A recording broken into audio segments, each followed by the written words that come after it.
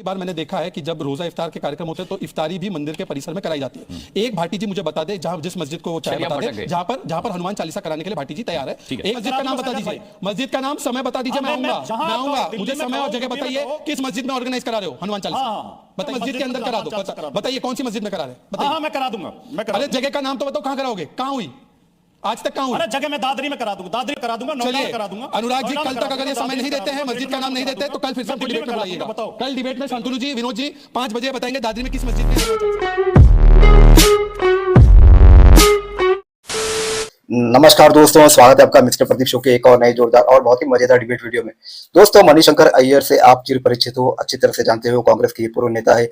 अब इनकी उम्र हो गई है 84 वर्ष। इन्हीं मणिशंकर अय्यर के पूर्व बयानों की वजह से आज कांग्रेस गर्त में है और बीजेपी फलक पर। तो दोस्तों, इन्हीं मणिशंकर अय्यर ने हिंदू और हिंदुत्व के लिए ऐसी बयानबाजी कर दी है कि दोस्तों मच गया है घमासान। तो दोस्तों, इन्हीं सब बातों को लेकर डिबेट चल रही थी। डिबेट में समाजवादी पार्टी के प्रवक्ता ऐसे भड़क गए दोस्तों, अपने जो बीजेपी के प्रवक्ता आए हैं शहजाद पुनावाला, उनके वजह से। तो दोस्तों, अब इन्होंने ये कह दिया राजकुमार भाटी ने कि मैं अब मस्जिद में भी हनुमान चालीसा करवा दूंगा। तो दोस्तों, ये इतने भड़क गए हैं शहजाद पुनावाला की बातों से कि दोस्तों इन्होंने ऐसा बयान दे दिया इस टीवी डिबेट में। लेकिन दोस्तों, डिबेट खत्म होने से पहले ही वो अपना माइक कैमरा सब ऑफ करके भाग निकल लिए। तो दोस्तों, बहुत ही इंटरेस्टिंग बात हुई दोनों के बीच में, बहुत ही मजेदार डिबेट हुई। पूरा देखिए दोस्तों डिबेट, लास्ट तक देखते देखते आपको आनंद भरपूर आ जाएगा। तो चलिए शुरू करते हैं डिबेट वीडियो को, लेट्स स्टार्ट। ये टीवी वाले भाई, कैमरा ईश्वर कर दो तुम। अगर हिंदुत्व को हिंदुओं के लिए गैर जरूरी या उन्मादी बताया जाए इस बयान से, क्योंकि आप भी एक हिंदू हैं, क्या आप इत्तेफाक रखते हैं? देखिए, हिंदू दुनिया के प्राचीनतम धर्मों में से एक है और हिंदू बहुत महान धर्म है और बहुत उदार धर्म है और हिंदू धर्म में बहुत ढेर सारी विशेषताएं हैं और हिंदुओं के प्रति पूरी दुनिया में लोग एक अच्छी सोच रखते हैं। लेकिन हिंदू और हिंदुत्व दोनों अलग अलग हैं।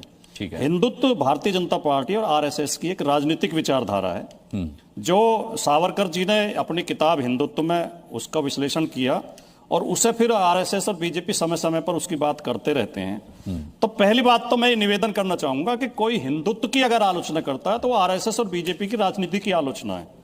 हिंदू धर्म के खिलाफ शायद कोई बोलता भी नहीं है और किसी को एक भी शब्द बोलना नहीं चाहिए।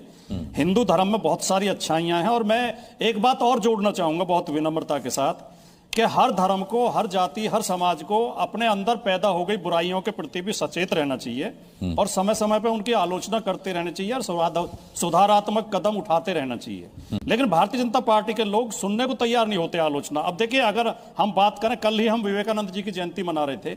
विवेकानंद जी ने और दयानंद जी ने हिंदू धर्म की कई बुराइयों की बहुत कठोर आलोचना की। हम तो उन शब्दों में कर भी नहीं पाते, लेकिन हम तो बहुत विनम्रता से, कोई अगर बुराई दिखाई देती है, कोई अंधविश्वास या पाखंड दिखाई देता है, उस पर बोलते हैं, तो वो कोई अपराध नहीं है। लेकिन हिंदू धर्म का हम सम्मान करते हैं और हिंदू धर्म को बहुत महान धर्म मानते हैं और हिंदू धर्म से हमें प्रेम है। आप उनसे सवाल पूछ रहे जिन्होंने मठाधीश को माफिया बोला, जिन्होंने राम मंदिर को बेकार बोला, जिन्होंने राम मंदिर प्राण प्रतिष्ठा को नाचगाना बोला, जिन्होंने रामचरितमानस की प्रतियां जलाई। ऐसे व्यक्ति से आप पूछ रहे मणिशंकर अय्यर के ऊपर का बयान। ठीक है, एनीवेज हो सकता है। मैं तो भारतीय मुसलमान हूं, पर मैं आपको बता सकता हूं, माँ और मातृत्व में कोई अंतर नहीं होता, राष्ट्र और राष्ट्रवाद में अंतर नहीं होता, अमृत और अमृतत्व में अंतर नहीं होता, हिंदू और हिंदुत्व में अंतर नहीं होता। और ये मैं नहीं कह रहा हूं। तो JS वर्मा जी का बयान है, सुप्रीम कोर्ट ने उनका ऑर्डर दर्ज है। ऑर्डिनरली हिंदुत्व को वे ऑफ लाइफ माना जाता है, स्टेट ऑफ माइंड माना जाता है और किसी भी रूप में इसको आप हिंदू धार्मिक उन्माद से जोड़ नहीं सकते। ये JS वर्मा जी का बयान है और JS वर्मा जी को लिबरल जज माना जाता था। भाटी जी मेरे मित्र है, उन्होंने क्या बोला, सुधार होना चाहिए हर मजहब में। मैं मानता हूं, हिंदू तो वो विशाल हृदय रखता है कि सारे सुधार उसने अपनाए, पर एक 3 तलाक का सुधार आया तो इनकी पार्टी ने विरोध किया, इनकी पार्टी के ST हसन ने विरोध किया। शाहबानू का सुधार आया तो इनकी पार्टी जो सड़कों पर उतर गई, कांग्रेस सड़कों पर उतर गई। तो सुधार तो एक जगह की प्रवृत्ति है और दूसरी जगह सर तन से जुदा करने की प्रवृत्ति है। इसलिए मुझे लगता है कि राजकुमार भाटी जी, बताइए आप बताइए कि राम मंदिर बेकार बोला था कि नहीं राम गोपाल यादव जी ने? क्या राम भक्तों पर गोली चलाने का अभिमान महसूस किया था कि नहीं किया था मुलायम सिंह यादव ने? दीप उत्सव के समय पर क्या दीप लगाने पर अखिलेश यादव जी ने नहीं बोला था क्रिसमस की झालर से हमको सीखना चाहिए? ये तो अभी का बयान है, हाल ही का बयान है। और इसीलिए हिंदुत्व और हिंदू में अंतर वही लोग कर रहे हैं जो बार बार हिंदू के नाम पर अपमानित करना चाहते हैं, हिंदू को बदनाम करना चाहते हैं और इनकी लंबी श्रृंखला है। तरह के तो 10 आरोप मैं भी लगा सकता हूं, ये राजनीतिक आरोप है। तो मैं ये पूछना चाहता हूं शहजाद भाई, अगर इतनी ईमानदारी से बात कर रहे हैं तो मुझे ये बता दें कि मेरठ में एक हिंदू कॉलोनी में एक मुस्लिम भाई ने मकान खरीद लिया, तो बीजेपी के लोग वहां धरना दे के बैठ गए कि हिंदुओं के बीच में कोई मुसलमान नहीं रह सकता। क्या हिंदू धर्म ये शिक्षा देता है हमें? बरेली में बच्चे जन्मदिन की पार्टी मना रहे थे तो वहां बजरंग दल के लोगों ने जाकर मारपीट की छात्रों से, केवल इस बात पे कि 10 छात्रों के बीच में 2 मुसलमान थे। वो कह रहे थे कि मुसलमान कैसे आ सकता है हिंदुओं की जन्मदिन पार्टी में? क्या हिंदू धर्म इसकी इजाजत देता है? क्या ऐसा हिंदू धर्म हम चाहते हैं? हिंदू धर्म तो चींटी को भी बचा के पैर से चलते हैं। हिंदू तो वो होते हैं जो इतनी दया करते हैं कि चींटी पैर के नीचे न दब जाए। हिंदू तो दूसरों के लिए त्याग करने वाला, तपस्या करने वाला, प्रेम बांटने वाला, भाईचारा बांटने वाला, बंधुत्व बांटने वाला धर्म है। बीजेपी और आरएसएस के लोग इसको कट्टर बनाना चाहते हैं, कट्टर धर्म बनाना चाहते हैं, नफरती धर्म बनाना चाहते हैं। केवल इस बात का हमें आपत्ति है, हिंदू धर्म से हमें कोई आपत्ति नहीं है, बीजेपी और आरएसएस के षड्यंत्र से आपत्ति है। एक वाक्य से, ठीक है, काउंटर दे दीजिए, फिर आगे बढ़ता हूं, समय भी कम है। हाँ बोलिए। हिंदू और हिंदुत्व तो वो विशाल महान विचारधारा है कि कई बार मैंने देखा है कि जब रोजा इफ्तार के कार्यक्रम होते हैं तो इफ्तारी भी मंदिर के परिसर में कराई जाती है। एक भाटी जी मुझे बता दे, जहां जिस मस्जिद को वो चाहे बता दे जहां पर हनुमान चालीसा कराने के लिए भाटी जी तैयार है। एक मस्जिद बता दो जहां पर हनुमान चालीसा करा सकते हो। ठीक है, छोड़ दीजिए, हम भटक जाएंगे। नहीं भटक भी जाएंगे, आपको मैं करा दूंगा। हनुमान बता दीजिए, मस्जिद का नाम बता दीजिए, मस्जिद का नाम, समय बता दीजिए, मैं आऊंगा। मुझे समय और जगह बताइए, किस मस्जिद में ऑर्गेनाइज करा रहे हो हनुमान चालीसा, बताइए। मैं करा दूंगा, बताओ शर्त। हाँ, मैं आने को तैयार हूँ। अभी जगह बता दो, अभी स्थान बता दो, अभी डेट बता दो। हनुमान चालीसा मस्जिद के अंदर करा दो। बताइए कौन सी मस्जिद में करा रहे, बताइए। मैं करा दूंगा। अरे जगह का नाम तो बताओ, कहाँ कराओगे, कहाँ हुई, आज तक कहां हुई? अरे जगह मैं दादरी में करा दूंगा, करा दूंगा, नौगांव में करा दूंगा। अनुराग जी, कल तक अगर ये समय नहीं देते हैं, मस्जिद का नाम नहीं देते, तो कल फिर से हमको डिबेट में बुलाइएगा। कल डिबेट में शांतनु जी, विनोद जी 5 बजे बताएंगे दादरी में किस मस्जिद में हनुमान चालीसा करा रहे हैं। अरे किसी को मैं चलूंगा, मुझे तो आता भी हनुमान चालीसा। आप चलेंगे, जी न्यूज का कैमरा चलेगा, मैं करा दूंगा। डन। मस्जिद का नाम बताना अनुराग जी को, शो खत्म। आपने चैलेंज स्वीकार कर लिया है और शहजाद पूनावाला का ये चैलेंज है कि किसी मस्जिद में हनुमान चालीसा का पाठ कराएंगे भाटी जी। तो ठीक है, अगर भाटी जी किसी मस्जिद में हनुमान चालीसा का पाठ कराने का चैलेंज ले रहे हैं, कारण बताना पड़ेगा। तो फिर हम भी कहते हैं कि हम शहजाद पूनावाला की मौजूदगी में इस इवेंट को कवर करेंगे और ये एक वाकई में जो सर्वधर्म सद्भाव की भावना से उत्प्रोत आयोजन होगा, इसका प्रसारण भी करेंगे, ये मैं यहां से गारंटी देता हूं। अक्सर विपक्षी पार्टियां ये कहती हैं कि हिंदुत्व केवल एक विचारधारा है। अभी जैसा कि मेरे मित्र विनय शंकर तिवारी जी कह रहे थे कि श्री राम कहने से कुछ लोग कहते हैं डर लगता है, श्री राम पे आपत्ति उठाते हैं। मैं जिस गांव से और जिस समाज से आता हूं, मेरे गांव में और आसपास के गांवों में हमें बचपन से हम सुनते आए हैं कि चाहे हिंदू हो चाहे मुसलमान हो, 2 आदमी जब आपस में मिलते हैं तो राम राम जी बोलते हैं। हम राम राम जी कह के हमेशा अभिवादन करते हैं, कोई नहीं डरा आज तक। श्री राम जी तो कभी नहीं कहते।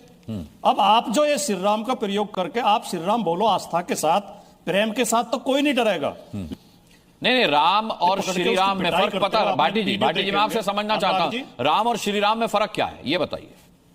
श्री एक सम्मान सूचक शब्द है या श्री सीता के लिए उपयोग किया गया है? अलग अलग धारणाएं हो सकती हैं, आपकी धारणा क्या कहती है? क्योंकि आपको राम से आपत्ति नहीं है, श्री राम से आपत्ति है।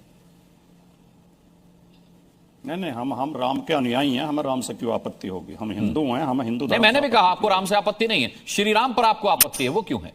श्री की क्या परिभाषा है आपकी नजर में? भाटी जी के साथ कुछ तकनीकी खामी हुई है। अच्छा, जैसे माँ का अभिव्यक्ति, माँ से मातृत्व आपने जोड़ा है, वैसे हिंदू का प्रकृति, स्वभाव और अभिव्यक्ति हिंदुत्व ही होता है। मैं आपको उदाहरण देता हूं, मैं तो भारतीय मुसलमान हूं, पर मैं आपको उदाहरण देता हूं। हिंदुत्व, श्री कृष्ण के हाथ में बांसुरी भी है, पर उसी श्री कृष्ण के हाथ में जो सुदर्शन है वो भी हिंदुत्व है, और हिंदुत्व दोनों को प्रतिबिंबित करता है। और मैं मैं तो बहुत छोटा सा व्यक्ति हूं, सुप्रीम कोर्ट ने बोला है हिंदुत्व जीवन शैली है, हिंदुत्व जीने का तरीका है। सुप्रीम कोर्ट से ज्यादा कोई विवेकशील हो सकता है क्या? जब सुप्रीम कोर्ट ने एक परिभाषा दिया, फिर भी भाटी जी बोलते हैं मैं सुप्रीम कोर्ट के ऊपर हूं। मुझे लगता है ये संविधान की भी आप एक प्रकार से अपमान करने की बात कर रहे हैं। दूसरी बात, ये आरएसएस की विचारधारा है, तो सुप्रीम कोर्ट ने इसको सही क्यों ठहराया और इसके बारे में क्यों बोला है? और तीसरी बात, अभी बोल रहे जय श्री राम कोई नहीं बोलता। अरे जय श्री कृष्ण तो सब बोलते हैं ना, आपने जय कृष्ण तो नहीं सुना है, जय श्री कृष्ण। अरे श्री तो लक्ष्मी के लिए इस्तेमाल किया जाता है एज ए ऑल्टरनेटिव वर्ड, तो जय श्री राम होता है। तो मुझे लगता है कि अगर अब जय सिया राम और जय श्री राम में अंतर, हिंदुत्व और हिंदू में अंतर, यही मैं कह रहा हूं कि बांटो और राज करो। समाज के एक वर्ग को उठाओ, मुस्लिमों के वर्ग को उठाओ, मुस्लिम एक हो जाओ और एक समाज के जाति को उठाकर, यही राजनीति आज यहां पर भी लाई जा रही है कि किस प्रकार से जय श्री राम और जय सिया राम को बांट दो। ठीक है, भाटी जी आए क्या? नहीं, वो मस्जिद खोजने गए हैं। अच्छा, वो मैं बोल रहा हूँ ऑनर मस्जिद खोजने गए, कौन सी मस्जिद में हनुमान चालीसा होगी? ससुर।